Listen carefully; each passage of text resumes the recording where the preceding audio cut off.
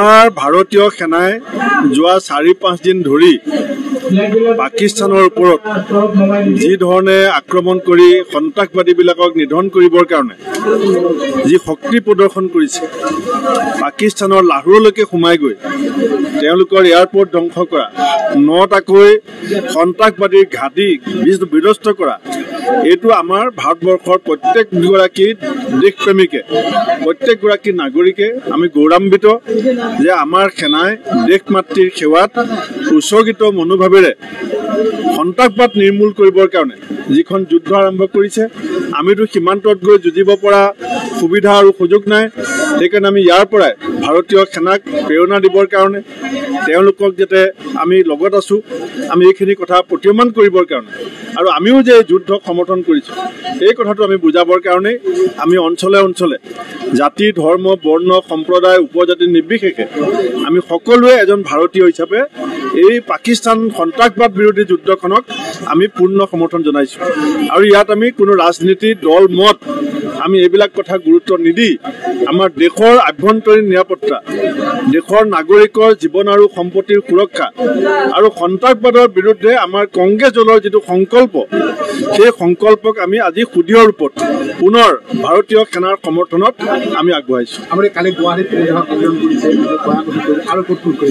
আমাৰ কালিলৈ আৰু পৰহিলৈ কাউণ্টিঙৰ কাৰণে আমাৰ বন্ধ আছে। তাৰপিছত আমি কৈছোঁ যে আমি কোনো চাৰ্কুলাৰ দিয়া নাই, এইটো স্বতঃস্ফূৰ্তভাৱে হ'ব। এতিয়া ইয়াত আজি ৰাইজে বিচাৰিছিলে, আমাৰ MLA মোক কৈছিলে যে চবেই বিচাৰিছে আমিও আহিব লাগে, আমি আহিছোঁ।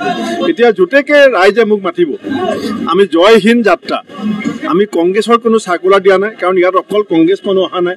এতিয়া আপোনালোক সাংবাদিকসকলেও আমাৰ লগত খোজকাঢ়িছে, নহ'লে আপোনালোকে ইয়াত আহি পেলাই বাইকটো ল'লেও হয়, কাৰণ ইয়াত এটা আমাৰ আৱেগ আছে, ইয়াত দেশ প্ৰেম জড়িত হৈ আছে, স্বদেশ প্ৰেম, নিজৰ দেশ মাতৃক ভাল পোৱা প্ৰতিগৰাকী নাগৰিকৰে এইটো অধিকাৰ আছে। আৰু আৰ্মি আমাৰ চবৰে, আনকি বৰ্তমান চৰকাৰখনকো আমি এই সন্ত্ৰাসবাদ বিৰোধী যিটো তেওঁলোকৰ কাৰ্যসূচী আৰু চিন্তা, তাক আমি পূৰ্ণ সমৰ্থন জনাইছোঁ। আমাৰ সভাপতি মাল্লিকাৰ্জুন খাৰ্গে ডাঙৰীয়া, আমাৰ বিৰোধী দলপতি ৰাহুল গান্ধী ডাঙৰীয়াই মুকলিমূৰীয়াকৈ কৈছে যে চৰকাৰৰ লগত বহুত বেলেগ বেলেগ বিষয়ত আদৰ্শগত বিভিন্ন মতপাৰ্থক্য থাকিব পাৰে, কিন্তু দেশ মাতৃৰ কথা যেতিয়া আহিব, যেতিয়া মোৰ দেশৰ কথা আহিব, মোৰ দেশৰ নাগৰিকৰ জীৱন, সম্পত্তি আৰু সাৰ্বভৌমত্ব, আভ্যন্তৰীণ নিৰাপত্তাৰ কথা আহিব, তাত ৰাজনীতি ডাঙৰ বস্তু নহয়, ব্যক্তিগত মতপাৰ্থক্য ডাঙৰ কথা নহয়, দেশ চবতছে আগত। সেইকাৰণে দেশৰ স্বাৰ্থত আমি সমৰ্পিত, দেশৰ স্বাৰ্থত আমি উৎসৰ্গিত, আৰু দেশৰ স্বাৰ্থত সমৰ্পিত উৎসৰ্গিত আৰ্মীসকলক এই সময়ত আমি মনোবল বৃদ্ধি কৰিবৰ কাৰণে, কাৰণ তেওঁলোকেও ক্ৰিকেট খেলত আপুনি চাব, যেতিয়া ক্ৰিকেট খেলত এজন প্লেয়াৰে ফিল্ডত খেলি থাকে, তেতিয়া ষ্টেডিয়ামৰ ৰাইজৰ এটা হৰ্ষোল্লাসেও তেওঁলোকক যথেষ্ট উৎসাহিত কৰে। আজি আমাৰ সৈনিকসকলে সীমান্তত যুঁজিছে, লাহোৰলৈকে সোমাই গৈছে। লাহোৰলৈ যোৱা সৈনিকজনে গম পাব লাগিব যে সমগ্ৰ ভাৰতবৰ্ষৰ জনসাধাৰণৰ আশীৰ্বাদ, শুভকামনা মোৰ লগত আছে আৰু সঁচাকৈ আছে। আপুনি বিচৰা বাতৰি পাব কেৱল নিউজ 18 এপত। নিউজ 18 এপ ডাউনলোড কৰিবলৈ স্কেন কৰক এই QR কোড। গুগল প্লে ষ্টৰতো পাব এই নিউজ 18 এপ।